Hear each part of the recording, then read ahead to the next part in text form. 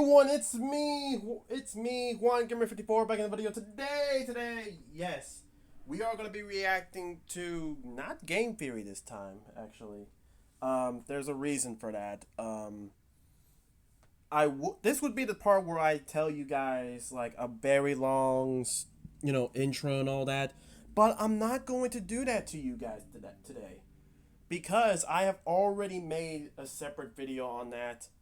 It's right over there on the third channel, so that way you can go watch it. Or I guess if you're on computer, you can just open new tab and have that one be played either before you watch this video or after this video. It really does. I really recommend you check it out. It will explain why I'll be gone for a week. Well, I guess there's that. But yeah, just go check out that video. It'll fill in the gaps for everyone. But anyways, guys, we're gonna be reacting to FuhNaff's that he solved FNAF, or rather, he solved Secrets of the Mimic. So without more delay, let's go. That there's one singular object that helped me solve not just Secret of the Mimic, but the last 6 years of FNAF lore. And that one object is a paperclip. A paperclip excuse me? Understand the broader theme of all of the modern FNAF. A paperclip. Oh, come on. A paperclip. A paperclip, my boy? I got a paperclip right here. I hear it too. But ain't no way a paperclip is gonna solve FNAF. But you know what? I'm gonna let the man cook. Games. And by the end of this video, I think you'll agree with me. I spent the last month working on this theory, and I'm so excited to share it with you. But there's also no way I'll be able to cover everything in Secret of the Mimic, so make sure to subscribe so you don't miss any future theories. Okay. Let's get started. Secret of the Mimic opens with us playing as a Fazbear Entertainment employee named Arnold. Dispatch from Fazbear Entertainment tells Arnold to go to the workshop of one of their contractors named Edwin Murray. We learn from Dispatch that Edwin has gone missing. We had this contractor named Edwin Murray. He was developing some tech for us, but he's gone quiet. As per his contract, everything he's been working on for us is now legally ours, so we're sending you in to get it. The whole premise of the game is that Fazbear Entertainment wants the schematics for something called the Mimic. The Mimic was an endoskeleton that Edwin Murray built, and it was designed with the ability to fit into any costume and be any character. And Fazbear Entertainment wants that technology for themselves. We think that endoskeleton has a lot of potential.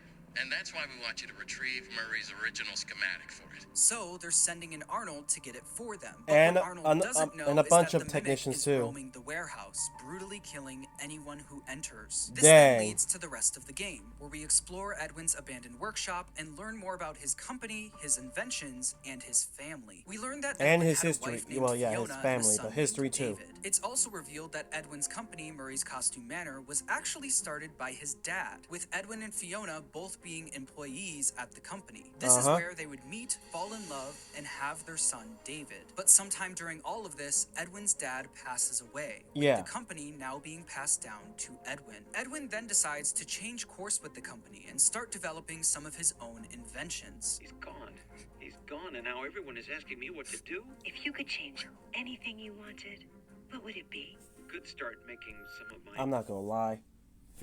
I said this earlier, right? With one of the... I said this earlier with one of the FNAF videos that I did with Game Theory. Not did with Game Theory, but, about Game Theory. But I'm gonna say this. Edwin Murray, I salute you, sir. You have a supporting wife. Everyone is jealous of you.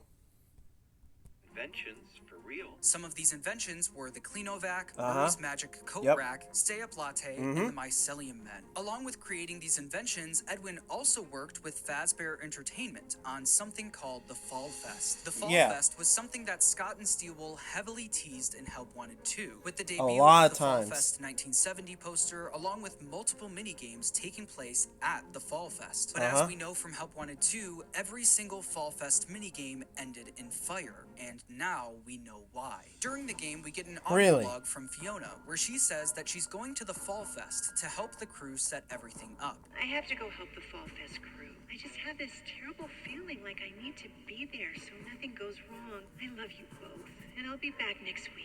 But the day she went to the Fall didn't. Fest was the day it burnt down. Dang. To her death. Edwin was a pretty absent father to David, with him constantly choosing work over spending time with his family. This Dang. got so bad that he even started skipping David's birthday parties. Just give me a minute. I had the best idea. That's great, honey, but you're missing the party. Because of this, Fiona was David's main caretaker. But now that she was gone, Edwin came up with a new plan. He decided to build the Mimic, an endoskeleton that could take care of David while he worked. I'm not gonna lie. I still believe that something happened in Fall Fest. I still believe that something set it up. And you know what? Call me crazy, but I still firmly believe that maybe William Afton was the one who caused the Fall Fest fire. I mean, like, I know, right? I know. It's dumb. It can't be. Because, like, at this point, what is William Afton doing to the point that he's even doing this type of shenanigans without involving kids? But I mean, like, it's kind of showing that William Afton is around this timeline. He's around in 1979. We know this because this is the earliest part of, FNAF. This is the first game in the earliest timeline. It's no longer FNAF 4 being around at 1983. This is 1979, so this is in the past. So, like, I just feel like William had to be involved with this. Like, I get it. I'm the boy that cried out William Afton, like blaming everything on William Afton. I might as well be known as Henry at this point. But I mean, like, let's be honest. Who could have done it? Fazbear Entertainment? I mean, I guess it could. I mean, if it's not William Afton, it might as well be Fazbear Entertainment. But anyways, continue. Edwin called it M1 and eventually introduced it to David. David, I want to introduce you to someone. This is M1. Think of it as your new babysitter, but it doesn't get paid and go Dang, home. free It'll labor. stay with us That's and crazy. Around the house. Soon after this, M1 started mimicking Fiona's voice and acted as if it was Fiona. Fiona, did you make this? I baked it myself for Ugh. David's special day. Edwin then accepted M1 as a full-on replacement for his late wife. Dang. Not long after this happened, Edwin's son David would also die tragically on his birthday. But while Edwin was grieving his son's death, M1 came up with an idea. Edwin was able to replace Fiona, so why not do the same for David? Edwin then started working on M2 to replace David. To do this, he took M1's program out of the Mimic endoskeleton and put it into a supercomputer called F10N4. aka the Mixes machine that we saw in Ruin. This allowed him to then put M2 into the endoskeleton. But once M2 started successfully mimicking David, Edwin realized that he made a huge mistake. In a fit of grief and rage, he beat up the Mimic endoskeleton. Stop. Not him. You're not. Stop sounding like him. Dang. After this happened, M2 then started mimicking that violence. This is how the murderous mimic endoskeleton we see throughout the game came to be. By the time Arnold gets to Murray's costume manor, Thanks, Edwin. You had to screw it up for everyone else. Great. M1 is still stuck in Mixes, and the Mimic roams the workshop, copying the violence that Edwin taught it by killing anyone who enters. But the big plot twist of the game is that Fazbear isn't the only one who wants the schematics for the Mimic. M1 from inside of Mixes wants them too. And the way M1 attempts to get them from us is by mimicking Dispatch's voice. Not too far into the game, Dang. you can literally hear the moment that M1 starts mimicking Dispatch's voice. Oh, come on! It's me, your Starts mimicking We Dispatch's back. voice.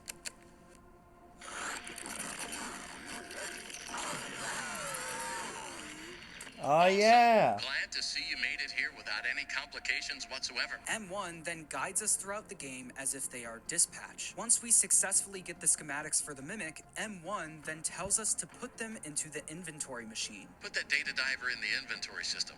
It'll go right to where it's needed. We just After get this, we're tricked. free to go. But once we get on the road, you can hear the moment the real Dispatch starts speaking again. Arnold, there you are. And he is not happy that we gave away those schematics. Don't call us. Our lawyers will be calling you. In another ending of the game, if you refuse to give the schematics to M1, you enter a hatch in the floor and make your way down to the research and development part of the building. Eventually, you then get to meet M1 face to face. Here, she begs Arnold to go to Edwin's home and convince him to repair M2. Edwin abandoned us. He shut himself away in our home. I have a message for him. We must convince him to repair M2. Poor Arnold, man. All that I want. You know what's crazy? Is that in a way Arnold's doing this without sleep. My man, in the opening of the game, we hear that Arnold was working a 32-hour shift, or I guess 36-hour shift. You know what I mean, right? He's been working nonstop, and then they throw him into this. I gotta admit, I'm not gonna lie, Arnold need reparations immediately. All this for a gift certificate? Ain't no way. You better at least make that gift certificate $100, or heck, even $200.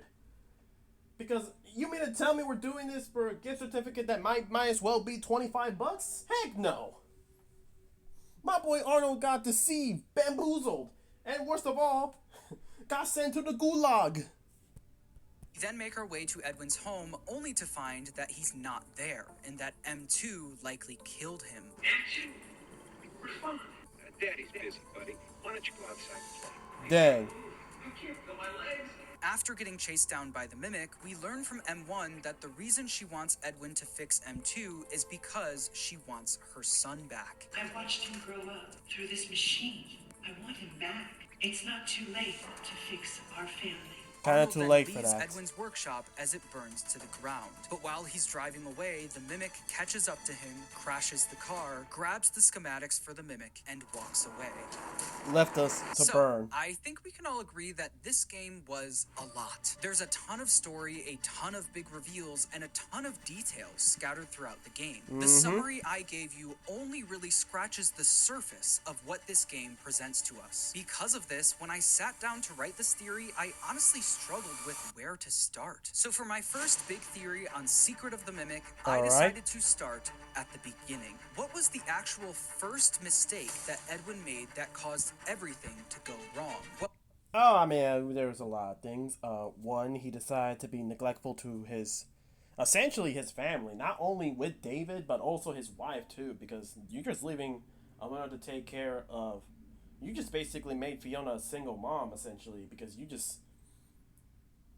decide to hide away inside your walls and, not be with her when there was music in the halls.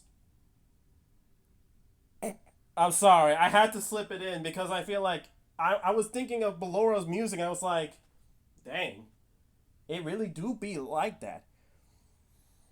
Like Bellora's music really was fitting with Fiona and Edwin. I'm sorry. I didn't mean to sneak that in, but hey, to me it felt smooth.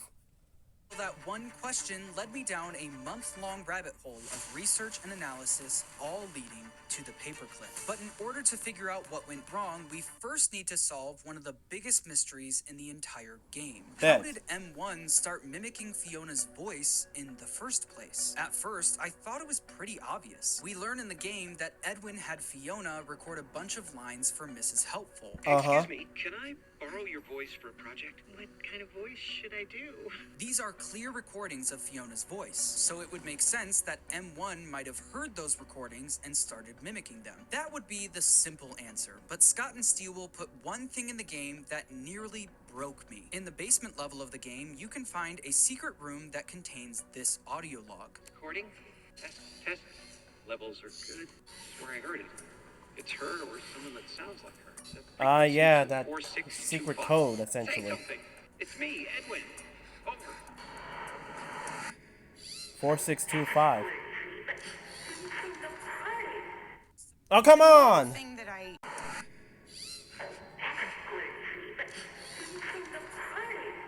Sometime after Fiona died, Edwin brought a radio down to the basement, switched the frequency to 4625, and suddenly heard Fiona's voice. At first, I thought this was trying to show us that this was Fiona's spirit, since it seems like Edwin was ghost hunting with the radio. Maybe this was trying to tell us that Fiona's spirit was actually in M1. But I don't think that's the case, because in an audio log at the end of the game, you can hear Edwin say this. I let a machine raise my kid.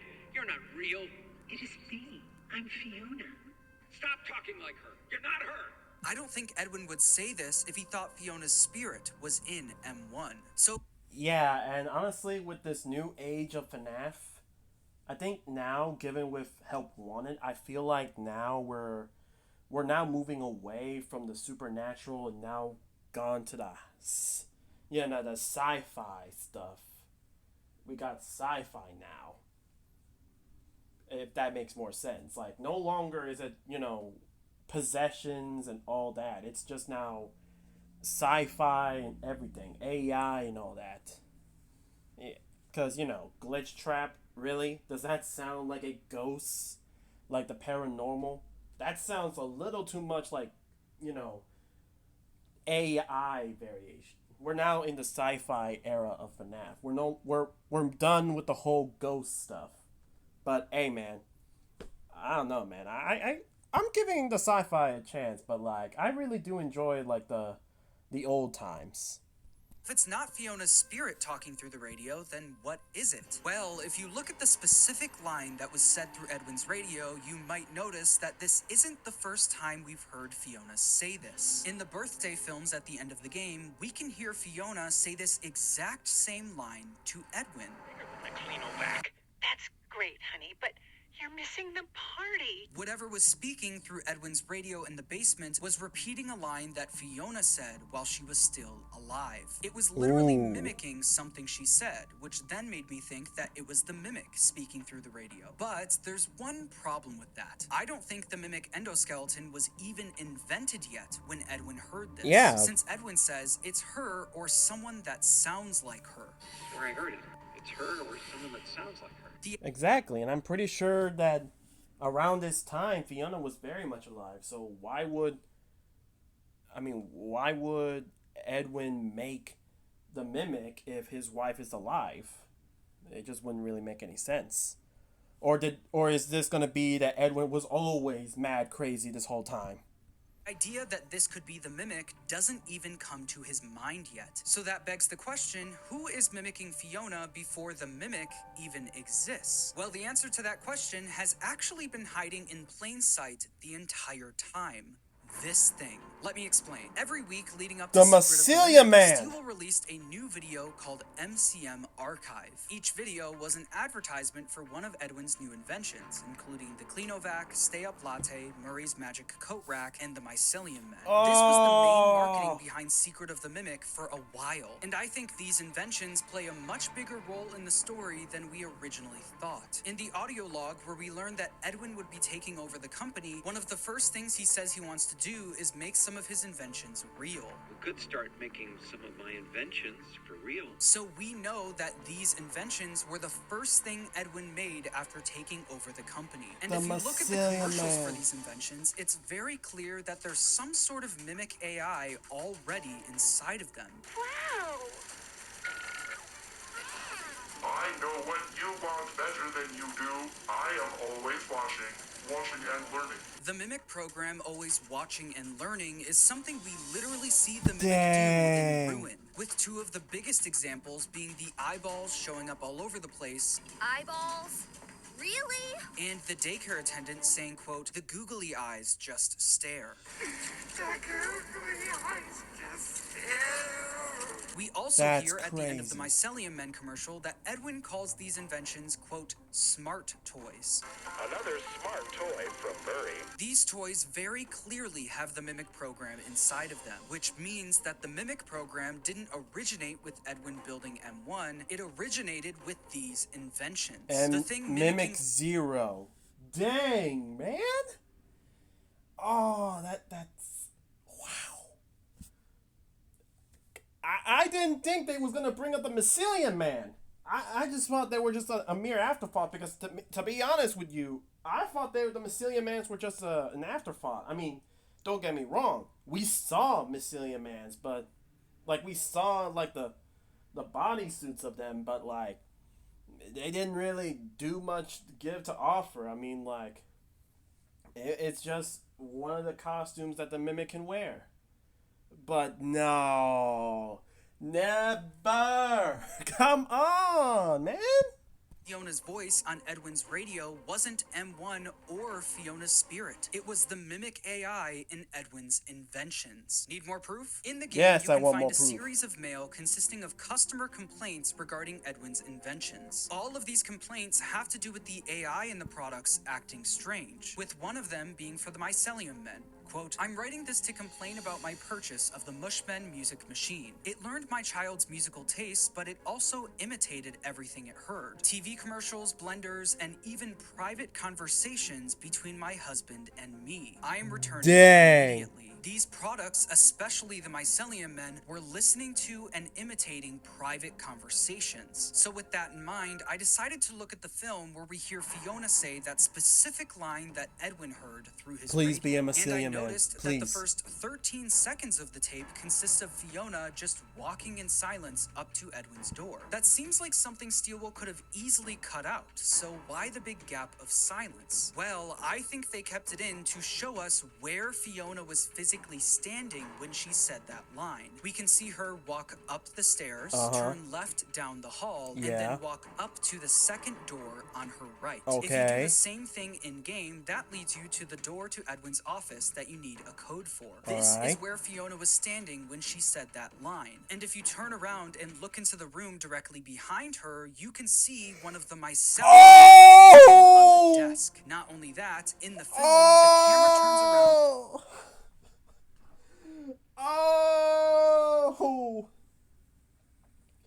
Oh no! Oh, don't. John, come on, man. You can't do this. This is not fair. This no fair, man. That's not fair. Oh no. That means. Then how is a Mycelium Man toy down there in the basement? This is unless it's ventilation or something. No. And points directly at this room for nearly 20 seconds. And because of this, we can see that the door to that room is open when she says the line, meaning that the Mycelium Man was listening to their private conversation the entire time. So this answers how the specific line from Fiona was being mimicked, but the next question is why? Why did Edwin hear this line coming from his radio in the first place? Well, to answer that, we need to go back to the commercials. In the commercial for the Stay Up Latte machine, we hear this. I know what you want better than you do. I am always watching and learning. The Mimic AI in these machines knows what we want better than we do. They are... No. I think I already know what's it gonna say, but please just say it. Watching and please say it. These things are scattered throughout Edwin's property, even in his home. They heard everything, but I think the one thing they heard that single-handedly caused all of this to happen was this. How am I supposed to tell David that his mother is gone? How am I supposed to raise a kid on my own? His life is ruined. Ah, come on! My life is ruined. When talking about Fiona's death, Edwin says, how am I supposed to raise a kid on my own? When he said that, I think the Mimic AI in his inventions was listening and decided to do something about it. They were always watching and listening to everything. So the Mimic program did what Edwin wanted and brought Fiona back. Oh! So the next question is, how did these things connect to Edwin's radio in the first place? Well, in the Mycelium Men commercial, it says that you can collect them all to, quote, let them jam. Collect them all and let them jam. The fact that these toys can all play the same song simultaneously could mean that these things are somehow wirelessly connecting to each other. This would make sense considering they're called mycelium men. One of the main functions of mycelium is communication. Quote, mycelium acts as an efficient on his communication bag with system, this one. linking trees, plants, and even other organisms. Through this intricate network, trees can exchange information, share resources, and warn each other of impending threats. I think the wireless connection in these toys could be how they connected to Edwin's radio in the basement. There's also the fact that in the books and the games, it's been established that the Mimic is able to interrupt radio signals and walkie-talkies. So I don't think it's a stretch to say that the Mimic program in these toys was able to speak through Edwin's radio. I think this was the moment Edwin realized his inventions were mimicking Fiona, giving him the idea to create the Mimic. This would make sense considering where we find this audio log, in the room where Edwin created the Mimic. This is where the Mimic was created, and the audio log on the wall is showing us where he got the idea from. Edwin then took everything he learned from his previous inventions and used it in the Mimic. The ability to change size to fit any situation mixed with the same Mimic program that was mimicking his wife. And I think it's fitting that at the end of the game, you can see one of the mycelium men sitting right next to M1, possibly being a nod to where the Mimic program came from, compared to where it is now. As we know, that's M1 just not fair. did successfully start mimicking his wife Fiona, but we learn in the game that M1 insisted on keeping its existence a secret. Edwin, you need to listen. You can't let them know about me. It's not safe.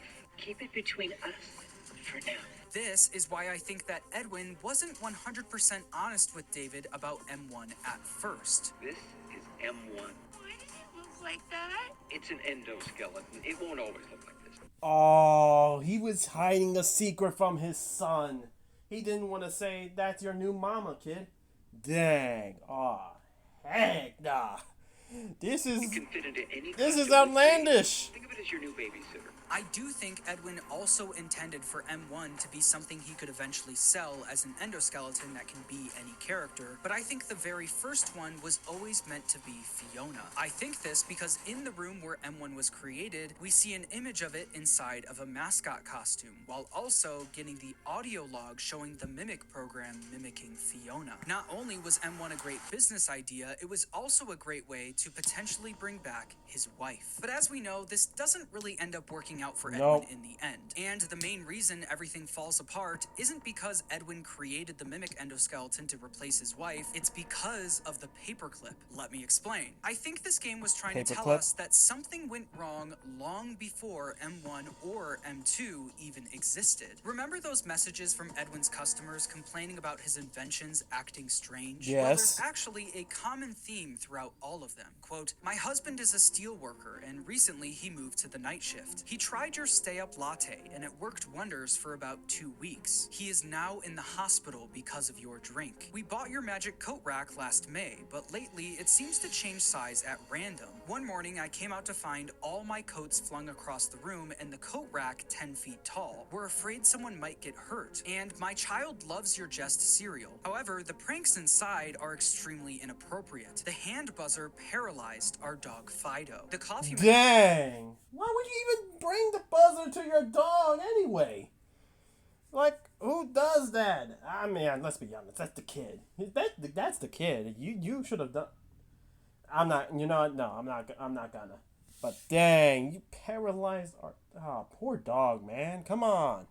Machine worked at first, but then started serving up way too much caffeine, leading the customer to be hospitalized. The coat rack that could change its size worked at first, but then started changing its size a little too much, becoming 10 feet tall. The prank in the Jest cereal box was supposed to be a little shock toy, but the toy eventually gave a little too much shock and paralyzed the dog. And the mycelium men were listening to and repeating words, but then they started listening a little too much to private conversations. Each of these inventions inventions were doing what they were programmed to do, but they were doing them to such an extreme degree that it started to become dangerous. I think Scott and Steelwool showed us these messages for one specific purpose: to point out the one specific flaw in Edwin's mimic program. In 2003, a philosopher named Nick Bostrom came up with a thought experiment surrounding AI and paperclips. He called it the paperclip maximizer, and the idea is that if you give a poorly designed AI the goal of creating as many paperclips as possible, it will do anything to complete the job. Bostrom said, quote, "The AI will realize quickly that it would be much better if there were no humans, because humans might decide to switch it off. Because if humans do so, there would be fewer paperclips. Also, human bodies contain a lot of atoms that could be made into paperclips. The future that the AI would be trying to gear towards would be one in which there were a lot of paperclips,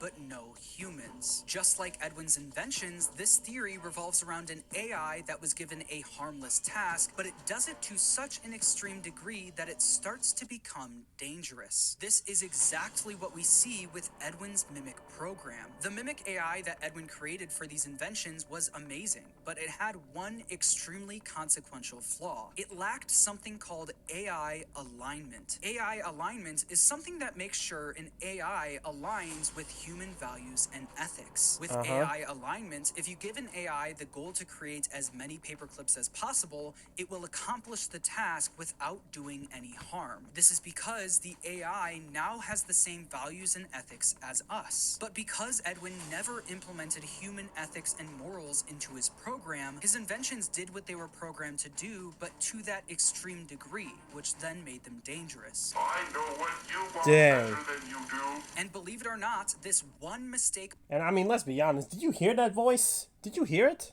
Listen. And morals into his program, his inventions did what they were programmed to do, but to that extreme degree, which then made them dangerous. I know what you want better than you do. And believe it or not, this... Does that sound like a friendly AI? Heck no. If I heard my coffee machine speaking to me like that, I'm walking out the house. You got it. I'm not dealing with it.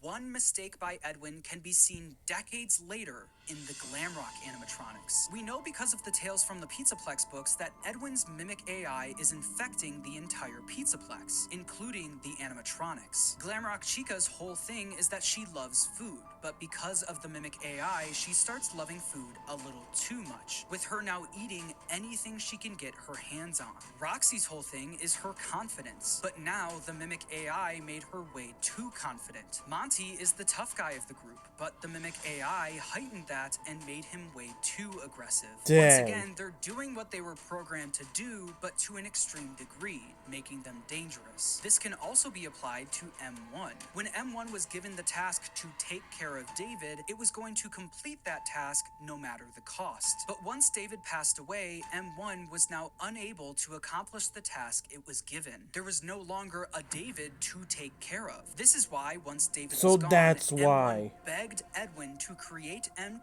and bring David back. You need to try again. Build another. Edwin, calm down and give it some thought. Try again. Make another, and we can all be together. And even after being trapped in the mix... Nah, so it was all because of the mimic's benefit, not Edwin's. That's crazy. Nah. Edwin, I'm not gonna lie, they be doing you dirty. They bring you in the game and they immediately send you to the gulag. This is crazy. This machine, M1 is still doing everything it can to bring David back. Put that data diver in the inventory system. It'll go right to where it's needed. M1 needs our data diver, but once we refuse to give it up, its tone immediately changes, and it starts saying anything it can to make us turn around. What are you doing? Don't you want a bonus? Or 2 bonuses? You can have a day off. You are not going to make it out. Yeah, it was too late with the day off. You made me go through this. I need a week off. Up until the last second before we meet M1 face to face, it is still throwing every insult it can at us. I see right through your simple shell game. M1 is desperate and out of options, and without an endoskeleton to occupy, it can't physically make us do anything. So it'll say any insult or threat that it can, until we meet it face to face. When this happens, M1 switches its strategy from threatening to bargaining. And here you are. Despite the circumstances, it is nice to meet you face to face. Arnold could theoretically destroy or even unplug the Mix's machine. Indeed. And M1 wouldn't be able to stop us, so it starts immediately playing to our emotions. It is lonely down here. Edwin abandoned us. He shut himself away in our home. Oh, no. Tell Edwin, I still love him. This is another prime example of the Mimic AI doing its job to a dangerous degree. M1 doesn't have a David to take care of, so it doesn't care how many Fazbear technicians have to die. It wants David back, and it wants our data diver. Fazbear will send another. Maybe that one will help me. Towards the end of the game, you can find Edwin's first ever prototype of the Cleanovac. This prototype is later described as, quote, the vacuum pet, his greatest success and his greatest failure. You could interpret this a lot of ways, but the way I interpret it is that although the Cleanovac was a financial success, the Mimic program that Edwin created for it was what made it his biggest failure. Indeed. These inventions were where it all started, and little did he know that the consequences of his greatest failure would be seen for decades to come. The story of the modern FNAF games is an extremely relevant cautionary tale, showcasing the dangers of what could happen if one poorly designed AI program got out of control. I know this probably felt more like a research essay than a groundbreaking theory with big reveals, but discussing the overall theme and where I think everything initially went wrong just felt right for my first video on such a big game. There is still a lot to talk about though, so make sure to subscribe for more theories. I hope you enjoyed the video, and thanks for watching. Oh, come on. Bruh.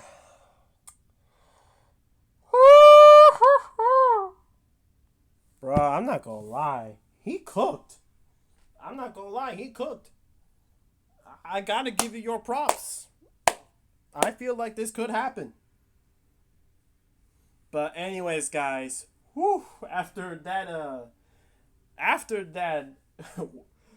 wild ride, I feel like this is a good place to end the video. So thank you guys so much for watching the video. Thank you guys so much for watching. Like the video so I know you guys enjoy. Comment down below what you guys think. Do you think John FNAF cooked, or do you think he sold? Because to me, ain't no way he sold. This could happen. This is convincing, man. This is convincing. Like, I can... Like, the modern day FNAF being a commentary of one mishap could lead an entire disaster. And honestly, considering that well, for me, honestly, we're kind of almost finishing up with Sumophobia, and the next book is going to be the Animatronic Apocalypse. If the Animatronic Apocalypse is what we're going to next, then great. FNAF is gearing towards a Terminator style game, and I'm gonna be honest, all it was because of Edwin. But dang, man, that's crazy. Be sure you subscribe to the channel so that way you never miss out on another video. And be sure you check out the third channel. I'll leave a link to the the video that I want you guys to check out. Trust me when I say that it's very important, because I won't be here for a week. So, yeah. But anyways, guys, this is FuhNaff's signing off.